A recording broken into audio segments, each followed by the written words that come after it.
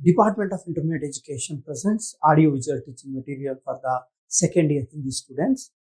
नमस्कार, द्वितीय भाषा हिंदी के विद्यार्थियों का स्वागत है। आइए बच्चों, आज हम पढ़ते हैं एक कहानी, एक ऐसी कहानी जो कि प्रेरणा देने वाली कहानी है। तो इस कहानी का नाम है पहाड़ से ऊंचा आदमी। कहानी को पढ़ने से पहले इस कहानी के लेखक के बारे में कुछ बातें जानते हैं। श्री सुभाष गाताड़े जी का जन्म 24 अक्टूबर 1957 में पुणे में हुआ था। ये एक समाज सेवी थे और इन्होंने अनेक सामाजिक समस्याओं के खिलाफ लड़ाई की। अपने लेखों और कहानियों के माध्यम से समाज के विभिन्न समस्याओं का चित्रण करते हैं। इनके प्रसिद्ध रचनाएं हैं शाहबाग मूवमेंट, तर्क और विचार से कौन डरता है, जब पानी में आग लगी थी, जाति तोड़ो मनुष्य बनो, समाज संस्कृति सियासत पर प्रश्नवाचक चिन्ह आदि। तो प्रस्तुत कहानी पहाड़ से ऊंचा आदमी में लेखक पहाड़ की तुलना आदमी से कर रहे हैं। आइए देखते हैं कि इसमें पहाड़ से ऊंचा आदमी है। अक्सर हम लोगों की बातें सुनते हैं। लोग कहते हैं कि हमारे पास ये समस्या है, वो समस्या है, इसका कोई समाधान नहीं। हाँ, सब लोग लाचारी और मजबूरी को बताते हैं और कहने लगते हैं कि कोई आकर हमारी मदद करे। हमारी मदद कोई नहीं करता। इस तरह की शिकायतें हम लोग अक्सर लोगों के जुबान से सुनते रहते हैं। परंतु कभी क्या हम अपने आप से ये प्रश्न करते हैं क्या कि इस देश को आपने क्या दिया है? सबको शिकायत रहती है कि इस देश ने हमें कुछ नहीं दिया, परंतु क्या हम अपने आप से कभी प्रश्न करेंगे कि इस देश के लिए आपने क्या किया है? जब हम सवाल उठाते हैं तो लोग बचाव में खड़े होते हैं, कहने लगेंगे कि भाई हम लोग तो एक इंसान है, एक छोटे से आदमी है, हम क्या कर सकते हैं? क्या एक आदमी के करने से क्या कोई पहाड़ टूट जाएगा क्या? यही है। क्या कोई पहाड़ टूट जाएगा? हाँ, टूट जाएगा। यह साबित किया था एक छोटे से गांव में रहने वाले एक सामान्य व्यक्ति ने। इस सामान्य व्यक्ति का नाम है दशरथ मांझी। इन्होंने सचमुच में पहाड़ तोड़कर दिखाया था। एक अकेले आदमी से पहाड़ टूट सकता है। कैसे? समझने के लिए पढ़ते हैं कहानी पहाड़ से ऊंचा आदमी। पहाड़ से ऊंचा आदमी एक ऐसी कहानी है जो कि एक सामान्य व्यक्ति की शक्ति को बताती है। चलिए पढ़ते हैं इस कहानी को। पहाड़ से ऊंचा आदमी 360 फुट लंबा, 30 फुट चौड़ा। पहाड़ काटने के लिए कितना वक्त लग सकता है? निश्चित है कि टेक्नोलॉजी के इस युग में इस सवाल का जवाब इस बात पर निर्भर करेगा कि आप पहाड़ का सीना चीरने के लिए किस मशीन का इस्तेमाल कर रहे हैं। लेकिन अगर पूछा जाए कि इसी काम को एक ही शख्स को अंजाम देना हो तो कितना वक्त लगेगा? कोई इमेजिन, कोई सोच भी नहीं सकता। क्या कोई एक आदमी 360 फुट लंबा और 30 फीट चौड़ा पहाड़ को काट सकता है क्या? क्या ऐसा संभव है? चकरा देने वाला सवाल। విద్యార్థులకు స్వాగతం। ఈరోజు మనము చాలా అద్భుతమైన కథను వినబోతున్నాం। కథ పేరు పహాడ్ సే ఊంచా ఆద్మీ, అంటే పెద్ద కొండ కంటే గొప్పవాడు మనిషి అని। ఈ కథను చదివే ముందు ఈ పారాగ్రాఫ్ లో ఉన్నటువంటి కఠినమైన పదాలు ఏమున్నాయో చూద్దాం। చౌడా, చౌడా का अर्थ है विशाल। చౌడా అంటే వెడల్పు అని అర్థం, విశాలమైన। నిశ్చిత్, నిశ్చిత్ का अर्थ है स्थिर। నిశ్చిత్ అంటే ఖచ్చితమైన। सीना అంటే గుండె, యద। इस्तेमाल करना అంటే इस्तेमाल करने का मतलब है प्रयोग करना, అంటే ఉపయోగించడం। షఖ్స్ అంటే మనిషి, ఒక వ్యక్తి। అంటే ఇక్కడ రచయిత ఏమంటున్నారంటే ఒక 360 ఫీట్లు ఎత్తైనటువంటి 30 ఫీట్లు వెడల్పైనటువంటి ఒక పర్వతాన్ని, ఒక కొండను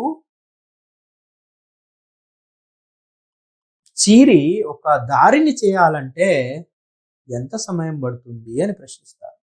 కానీ దీనికి జవాబు ఏమొస్తుంది అంటే, ఈరోజు మనం టెక్నాలజీని ఉపయోగిస్తాం కాబట్టి ఆ టెక్నాలజీ దేన్ని వాడుతున్నాము, ఒక జేసీబీని వాడుతున్నామా, ఇంకా ఏ యంత్రాన్ని వాడుతున్నామో దాన్ని బట్టి ఎంత సమయం పడుతుందో చెప్పొచ్చు.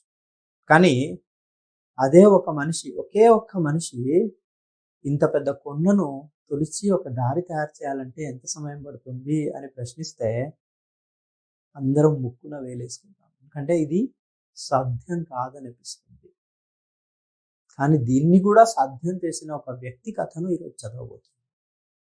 चलिए आगे बढ़ते हैं. शायद यह चकरा देने वाला सवाल होगा, लेकिन बिहार के गया जिले के गेलोर गांव में एक मजदूर परिवार में जन्मे एक शख्स ने इसका जवाब अपने बाजुओं और मेहनत से दिया है. बिहार के गया जिले के गेलोर नामक गांव में एक गांव का मजदूर परिवार, उसमें पैदा हुआ एक आदमी, और उस आदमी ने अपने बाजुओं की ताकत से, अपनी मेहनत से पहाड़ को चीर कर दिखाया है. तो पहले कठिन शब्दों को देखेंगे. चकरा देने वाला सवाल. चकरा देना मतलब असमंजस में डालने वाला सवाल, मतलब सही समाधान नहीं मिलने वाला सवाल, टिकमा का बैठे प्रश्न. बाजुओं, बाजू मतलब भुजाएं, ताकत. मेहनत मतलब శ్రమ. ఒక కొండను తొలిచి దారి చేయడానికి ఎంత సమయం పడుతుంది అనే ప్రశ్నకు సమాధానం కష్టం. ఒక్క మనిషి కనుక చేస్తే సమాధానం చేయడం కష్టం. ఎందుకంటే అది మన ఊహకే అందని ప్రశ్న. ఆ ప్రశ్నకు సమాధానం ఉంటుందా? కానీ అట్లాంటి ప్రశ్నకు సమాధానం ఇచ్చిన వ్యక్తి బిహార్ రాష్ట్రంలోని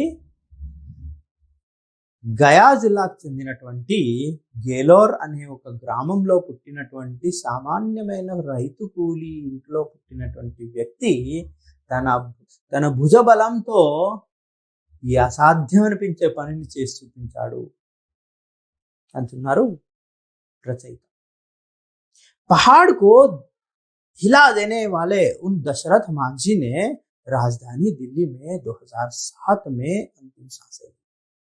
उसका जन्म 1934 में हुआ था.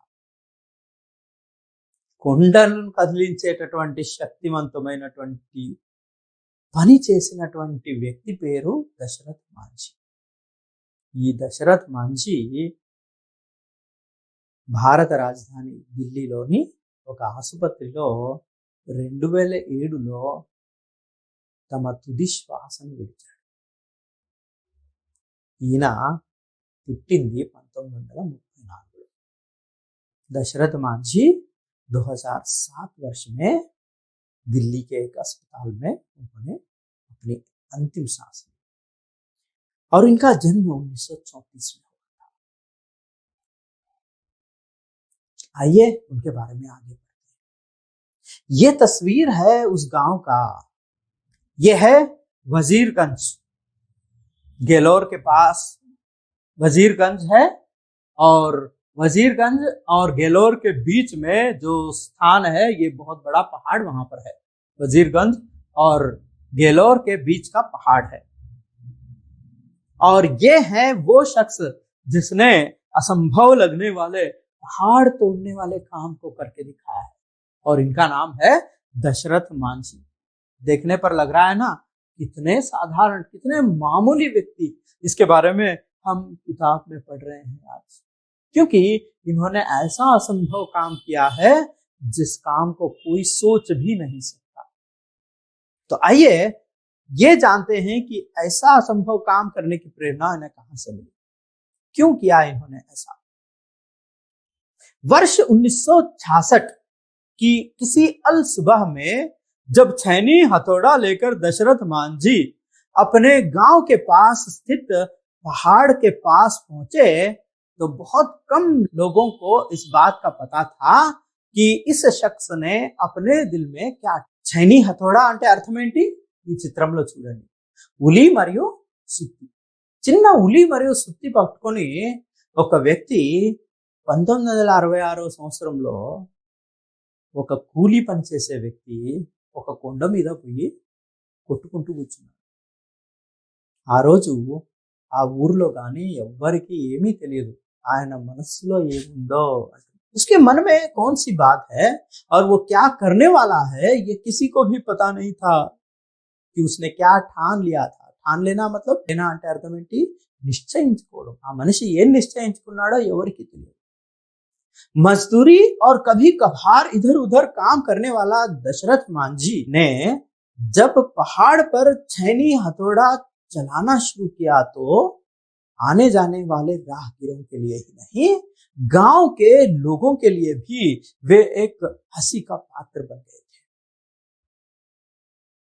उस दिन 1966 के उस सुबह में जब छैनी हथौड़ा लेकर दशरथ मांझी पहुंच गए थे काम करना शुरू कर चुके थे तो उनका ये काम लोगों को बड़ा अजीब लगा लोग सोच रहे थे ये क्या बेवकूफ आदमी है कोई ऐसा कोई पहाड़ तोड़ता है क्या गांव वालों के लिए भी ये कोई बड़ी बात नहीं थी क्योंकि वहां पर गांव वाले भी उसको खास महत्व नहीं दे रहे थे आने जाने वाले राहगीर लोग सबको तकलीफ थी इस गांव से उस गांव जाने वाले हर एक व्यक्ति को इस बात की तकलीफ थी कि वो पहाड़ है उसके पास कोई रास्ता होना चाहिए परंतु फिर भी दशरथ मांझी का यह काम सबके लिए हंसी की बात हो गई मजाक की बात हो गई सब लोग मजाक उड़ाने लगे అందరూ అతని ఈ పనిని చూసి వెర్రివాడు అనుకొని నవ్వుతున్నారు కానీ దశరథ మాంझీకి తెలుసు ఆయన చేస్తున్న పని యొక్క విలువ ఏంటో जीवन संगिनी फागनी देवी का समय पर इलाज न करा पाने से उसे खो चुके दशरथ मांझी को इससे वो एक काम कर रहा था क्या काम कर रहा था पहाड़ को चीर कर रास्ता बनाने का काम उस काम का महत्व क्या है दशरथ मांझी को पता है क्योंकि उस पर जो बीती है वो खुद ही जान सकता है उसकी पत्नी जिसका समय पर इलाज नहीं करा सका इस पहाड़ के कारण क्योंकि वजीरगंज में अस्पताल है और ये गेलोर में रहते हैं गेलोर से वजीरगंज के बीच में ये बहुत बड़ा पहाड़ है अगर कोई अस्पताल ले जाना है तो वजीरगंज पहुंचने के लिए गेलोर से इस तरह से घूमकर 90 किलोमीटर का सफर करके जाना ये दूरी केवल 90 किलोमीटर की नहीं थी ये दूरी थी उसकी पत्नी फागनी देवी के जीवन और मौत की दूरी थी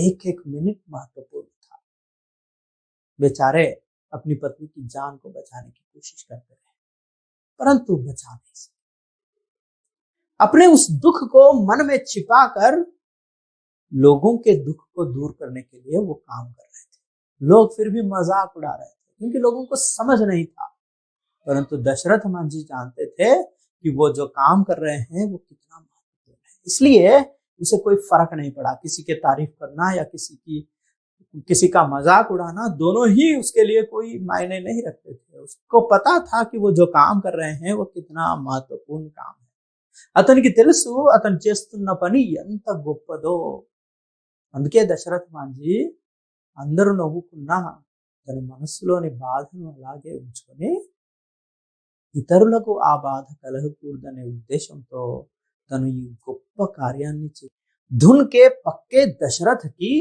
अथक मेहनत 22 साल बाद तब रंग लाई जब उस पहाड़ से एक रास्ता दूसरे गांव तक निकल आया लोगों को कब पता चला इसका महत्व जब दशरथ मांझी अकेले 4-5 साल तक काम करते रहे और उनकी जीवन संगिनी मतलब जीवन संगिनी का मतलब है जीवन में साथ देने वाली मतलब पत्नी दशरथ मांझी की पत्नी फागुनी देवी उसका समय पर इलाज न होने के कारण वो मर गई थी। उस दुख को मन में लिए हुए दशरथ मांझी एक पक्के इरादे के साथ धुन के पक्के मतलब जिद पकड़ कर बैठे। मतलब जिद ऐसी थी कि जो 22 साल तक रास्ता निकलने तक छोड़ा नहीं उन्होंने। लोग हंसते गए, लोग मजाक उड़ाते गए, कोई समझाता गया। लोग कहते थे कि भाई तू अकेला क्या करेगा, ये हो नहीं सकता, ऐसी चीजें सरकारों को करनी चाहिए, इंसान को नहीं करना चाहिए। ये सारी बातें उन्होंने सुनी होगी। इन सारी बातों के बावजूद दशरथ ने मन में ठान लिया था कि मैं करके दिखाऊंगा। दशरथ मांझी తన మనస్సులో తన భార్య మృత్యు వేదనను ఉంచుకొని తను ఇట్లాంటి వేదన ఆ గ్రామంలో ఇంకెవరికి రాకూడదనే కోరికతో తను ఒక్కడే ఆ కొండను తొలిచే పనిని చేస్తూ పోయాడు. మొదట్లో అందరూ అతన్ని నవ్వారు, అతని మీద హేళన చేశారు, చెప్పారు, అయ్యా ఇది నీ వల్ల కాదు, ఇది ప్రభుత్వాలు చేసే పని, ఇది పెద్ద పెద్ద యంత్రాలతో చేస్తారు, మనిషి చేయలేడు అని రకరకాలుగా చెప్పారు. కానీ దశరథ మాంఝీకి తెలుసు ఏ పనైనా సరే అన్ని ఇతరుల మీద వదిలితే ఏ పనులు కావు, మనం చేయాలి, మనం వెళ్ళాలి, మనం మనిషి పూనుకుంటే అసాధ్యం అనేది లేదు అనే విషయం అతనికి తెలుసు. కాబట్టి ఆయన 22 సంవత్సరాల పాటు శ్రమించాడు. అతని శ్రమ ఫలితం దొరకడానికి 22 సంవత్సరాలు పట్టింది. అంటే అతను ఎంత గొప్ప పట్టుదల కలిగిన వ్యక్తో చూడండి. आखिर ऐसी क्या बात हुई थी कि दशरथ को पहाड़ चीरने की धुन सवार? ऐसी कौन सी बात थी? ఎందుకని दशरथ मांझी ఇంత పెద్ద పని చేసి मेहनत रंग लाना मतलब सफल होना, दरअसल मतलब वास्तवाనికి पहाड़ को जब तक चीरा नहीं गया था तब तक दशरथ के गांव से सबसे नजदीकी वजीरगंज अस्पताल 90 किलोमीटर पड़ता था। दशरथ की पत्नी की तबीयत खराब होने पर उसे तुरंत अस्पताल ले जाना पड़ा। అంటే వాస్తవానికి దశరథ మాంఝీ ఈ పని చేయడానికి ముందు, అంటే ఈ కొండను దొలిచి దారి తయారు చేయడానికి ముందు వజీర్గంజ్ అనే గ్రామము, పట్టణము, అక్కడ ఆసుపత్రి ఉంది. ఆ ఆసుపత్రికి తీసుకెళ్ళాలి అంటే 90 కిలోమీటర్లు ప్రయాణించాలి. కానీ ఈ కొండను తొలిచి ఒక దారి చేస్తే ఆ 90 కిలోమీటర్ల దారి 13 కిలోమీటర్లు మారుతుంది. ఆ దారి లేకపోవడం వల్లనే తన భార్యను సమయానికి ఆసుపత్రికి తీసుకెళ్ళలేకపోయాడు. కాబట్టి ఆమె చనిపోయింది.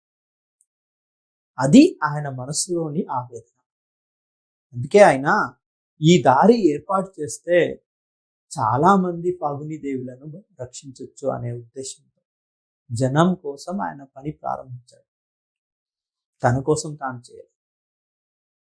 ఇక్కడ इस चित्र में देखिए कि किस तरह से दशरथ मांझी ने छैनी हथौड़ा लेकर उस पहाड़ को तोड़ा। और ये वो रास्ता है जहां पर बीच में पहाड़ है, गेलोर इधर तरफ है और वजीरगंज है, और इन दोनों के बीच में इस पहाड़ को तोड़ने से कितना फायदा पहुंच सकता है लोगों को। आइए आगे बढ़ते हैं। अस्पताल को ले जाने के दौरान ही दम तोड़ दिया। उन्हें लगा कि पहाड़ से कोई रास्ता होता तो मैं अपनी पत्नी को वक्त पर अस्पताल ले जाता और उसका इलाज कराता। दशरथ मांझी को इसी बात का दुख है। अगर पहाड़ में से कोई रास्ता होता, मतलब उसको ले जाते समय ही, दौरान मतलब इसी समय में उसकी पत्नी की मृत्यु। अगर पहाड़ में से कोई रास्ता होता तो वो समय पर अपनी पत्नी को इलाज कराता और उसकी जान बच जाती, परंतु ऐसा नहीं कर पाया। इसी दुख के कारण वो रास्ता निकाल रहा। सर्वेश्वर दयाल सक्सेना की कविता है, दुख तुम्हें क्या तोड़ेगा, तुम दुख को तोड़ दो, बस अपनी आंखें औरों के सपनों से जोड़ दो। सर्वेश्वर दयाल सक्सेना, उन्होंने एक अद्भुत कविता लिखी। इस कविता में सर्वेश्वर दयाल सक्सेना कहते हैं कि दुख तुम्हें क्या तोड़ेगी, मतलब अगर हम दुखी हैं तो सही जो आत्मविश्वास वाला व्यक्ति जो होता है ना, वह दुख में टूट नहीं जाता। मनुष्य को दुख आते हैं तो उसे टूटना नहीं चाहिए। क्या करना चाहिए? दुख को दूर करने का प्रयत्न करना है। अब फगुनी देवी मर गई है तो उसको जिंदा तो नहीं कर सकते, परंतु फागुनी देवी की तरह दूसरे लोगों का दुख भी है। मतलब बहुत सारे गांव में रहते हैं, कभी ना कभी उनकी भी परिस्थिति फागुनी देवी जैसी हो सकती है। तो दशरथ मांझी ने सोचा कि अपने दुख को तो वो मरे हुए लोगों को तो जिंदा नहीं कर सकते, परंतु जो जिंदा है उनको मरने से बचा तो सकते हैं। तो दशरथ मांझी ने इसी बचाने का काम किया। सर्वेश्वर दयाल सक्सेना कहते हैं, अगर हमें कोई दुख है तो हमें क्या करना चाहिए? निराशा में खो नहीं देना है।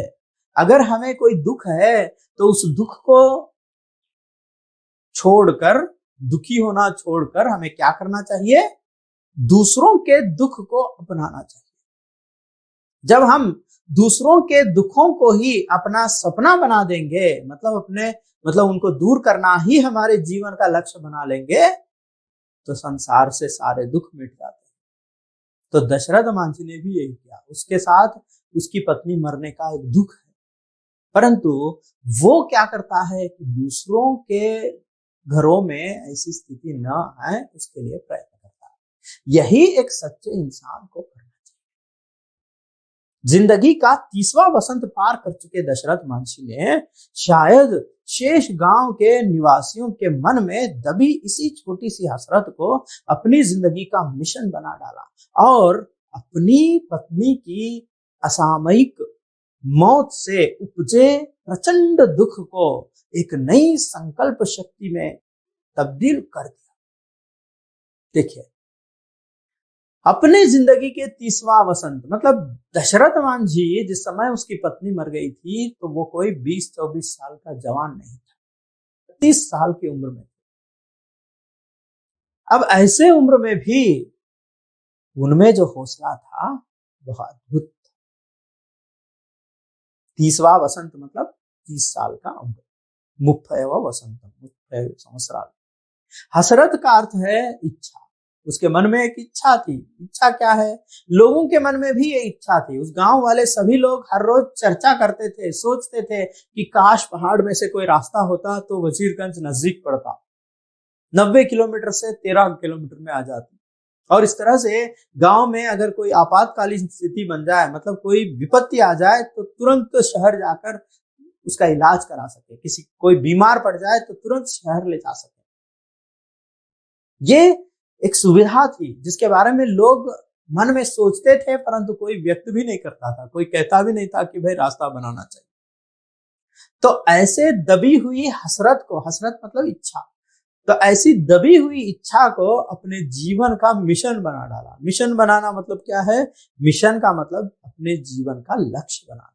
అంటే దశరథ మహర్షి ఏదైతే పని చేస్తున్నాడో ఇది గ్రామంలోని వాళ్ళందరి కోరిక అయితే ఉంది, కానీ గ్రామంలో ఎవ్వరు ఈ విషయంలో మాట్లాడేటోళ్ళు కూడా కాదు.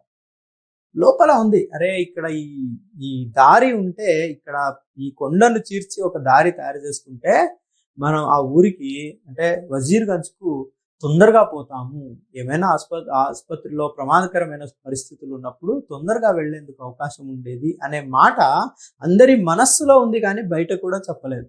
అట్లాంటి విషయాన్ని తన జీవితం యొక్క లక్ష్యంగా మార్చుకున్నాడు దశరథ మహర్షి. अपनी पत्नी की असामयिक मृत्यु, असामयिक मृत्यु मतलब समय से पहले होने वाली मृत्यु, సమయానికి ముందు చనిపోవడం. అతని భార్య సమయానికి ముందే చనిపోయింది. ఆ దుఃఖము ప్రచండ వేదన. ప్రచండ వేదన मतलब क्या है? ప్రచండ అంటే తీవ్రమైన దుఃఖం. దశరథ్ మాంజీకి అది మామూలు దుఃఖం కాదు, తీవ్రమైన దుఃఖం. దాన్నే ఒక సంకల్ప శక్తిగా మార్చుకున్నాడు. సంకల్ప శక్తి मतलब इच्छा शक्ति, కోరిక. తబ్దీల్ करना అంటే మార్చుకోవడము లేదా ढालना. तो उसने अपने दुख को अपने जीवन का लक्ष्य बना दिया. लोगों की एक इच्छा को जीवन का लक्ष्य बनाकर काम करते गए और जब काम करना शुरू किया था तब किसी से नहीं कहा उसने, और जब कहा तो लोग हंसने लगे, मजाक उड़ाने लगे, मगर कोई मदद नहीं कर रहा था। 4-5 साल तक अकेले अकेले काम किए। 5-6 साल तक दशरथ अकेले ही मेहनत करते रहे। धीरे धीरे और भी लोग जुड़ते चले गए। वहां एक दान पात्र भी रख दिया गया था जिसमें लोग चंदा डाल देते थे। कई लोग अपने घर से अनाज भी ला करते थे। शुरुआत में छैनी हथौड़ा लेकर 1966 में जब दशरथ मांझी पहाड़ तोड़ने का काम शुरू करते हैं तो लोग उसका मजाक उड़ा रहे थे। जब लोगों ने देखा कि दशरथ मांझी ने एक छोटा सा रास्ता बना लिया है, चलने फिरने वालों को ये काम में आ रहा है, तो उसको बड़ा करने की बात सोचने लगे। तब लोग 5 साल बाद में लोग जुड़ गए इस काम से। जब जुड़ गए तो काम तेजी से आगे बढ़ गया। लोग वहां पर एक चंदा पात्र रखे और यहाँ पर लोग दान देते थे, अनाज देते थे, मगर दशरथ मांझी काम के पक्के, धुन के पक्के। एक बात यहाँ बताना जरूरी है, दशरथ मांझी के पास छैनी हथौड़ा खरीदने के लिए भी पैसे नहीं। देखिए हमारे देश में कई बार ऐसा होता है कि किसी काम को करने के लिए थोड़ा सा धन भी नहीं रहता। तो दशरथ मांझी तो एक मजदूर है, रोज का रोज काम करके खाने वाला व्यक्ति। ऐसा व्यक्ति बड़े काम को करने के लिए ठानता है और उसके पास पैसा नहीं है, फिर भी वो किसी से मांगता नहीं, किसी सरकार के मुहताज नहीं है, किसी के पास जाकर हाथ नहीं फैलाता। उसने क्या किया, अपने पास जो बकरी थी उसे बेच दिया और उसी पैसे से उसने छैनी हथौड़ा खरीद लिया और चुपचाप काम करता गया। जब 5 साल बाद कुछ परिणाम निकलने की उम्मीद आई तब जाके लोग जुड़ गए। जीवन में ऐसा ही होता है, जब हम शुरुआत में कोई काम करते हैं तो सब हमारा साथ नहीं देते, फिर भी जब लोगों को लगे कि यहाँ पर परिणाम निकल सकता है तब जाकर लोग मदद करने के लिए तैयार हैं। तो दशरथ मांझी के साथ भी ऐसा ही అంటే దశరథ మాంజీ మొదట్లో చేసిన ప్రయత్నానికి ఎవరు సహకరించారు, కానీ 5 సంవత్సరాల తర్వాత ఎప్పుడైతే ఆ కొండ మీద చిన్న దారి సందులాగా ఏర్పడిందో అప్పుడు జనానికి అర్థమైంది ఇది సాధ్యమేనని, ఒక్క మనిషి చేస్తేనే ఇంత దొరికింది, అందరం కలిస్తే ఎందుకు కాదు అనే పరిస్థితికి వచ్చారు. అందుకే సర్వేశ్వర దయాళ్ సక్సేనా అనే కవి ఒక మాట అంటారు, ఏంటంటే మనిషి దుఃఖ్ తుమే క్యా తోడేగా तुम दुख को तोड़ दो केवल अपनी आंखें औरों के सपनों से जो. అంటే ఎవరైనా ప్రచండమైన వేదనతో దుఃఖంతో ఉంటే అట్లాంటి వాళ్ళు దుఃఖంతో నిరాశ చెందకూడదు, నిన్ను దుఃఖము ఓడించకూడదు అంటారు సర్వేశ్వర దయాళ్ సక్సేనా. పైగా నువ్వేం చేయాలి, దుఃఖాన్ని నువ్వు ఓడించాలి అంటారు. దుఃఖకో తోడదో అంటే దుఃఖాన్నే విరగొట్టు, దుఃఖాన్నే ఓడించు. ఎలా ఓడిస్తాం దుఃఖాన్ని అంటే మనకు కలిగిన దుఃఖం మన ఒక్కళ్ళది కాకూడదు, నలుగురికి ఉన్నటువంటి దుఃఖాన్ని నువ్వు దూరం చేసే ప్రయత్నం చేస్తే దుఃఖం ఓడిపోతుంది. దశరథ్ మాంఝీకి ఒక్కడికే కష్టం కాదు ఇది, గ్రామంలో ఉన్న వాళ్ళందరికీ ఎప్పుడైనా ఆసుపత్రికి అర్జెంటుగా తీసుకెళ్లాల్సి వస్తే 90 కిలోమీటర్లు ప్రయాణించుకోవాల్సిన పరిస్థితి ఉంది. కాబట్టి ఈ సమస్య గ్రామం మొత్తాంది, కానీ తన ఒక్కడి దుఃఖంగా ఆయన భావించలేదు, ఇది గ్రామం మొత్తం దుఃఖం కాబట్టి దీన్ని నేను పరిష్కరిస్తాను అన్నాడు. అందుకే అతను దుఃఖంలో కూడా విజయాన్ని సాధించాడు, దుఃఖాన్ని ఓడించాడు. तो दुख को तोड़ने का ये अद्भुत तरीका है जिसे सर्वेश्वर दयाल सक्सेना ने बहुत अच्छी तरह से वर्णन किया. तो ये है उसका परिणाम. ఇది ఆయన శ్రమ యొక్క ఫలితం. అంటే ఇలా ఒక దారి ఏర్పడింది. ఆయన ఒక్క మనిషి తలుచుకుంటే ఇంత పెద్ద కొండ. ఇది కేవలం కల్పితమైన కథ కాదు, ఇది నిజం. చూడండి ఎలా దారి ఏర్పడింది. अभी तक के इस पाठ में हमने दशरथ मांझी के जीवन और उनके संघर्ष के बारे में पढ़ा. तो अगले भाग में हम पढ़ेंगे दशरथ मांझी को किन से प्रेरणा मिली और उनके जीवन में और ऐसे कौन कौन सी घटनाएं हैं जिनके कारण दशरथ मांझी हम सब के लिए एक प्रेरणा के स्रोत बन सकते हैं. तो अगले भाग में हम ये भी पढ़ेंगे कि इस पाठ में से किस प्रकार के प्रश्न पूछे जाते हैं और उनका उत्तर क्या होना चाहिए. चलिए आज के पाठ के लिए इन प्रश्नों को एक बार ध्यान से देखिए। आज के प्रश्न हैं, 2 संदर्भ हैं और फिर उसके बाद सारांश, 3 अंक के प्रश्न और 1 अंक के प्रश्न। इनके उत्तर खोजने का प्रयत्न कीजिए और अगले भाग में हम देखेंगे कि इनका उत्तर क्या है। धन्यवाद।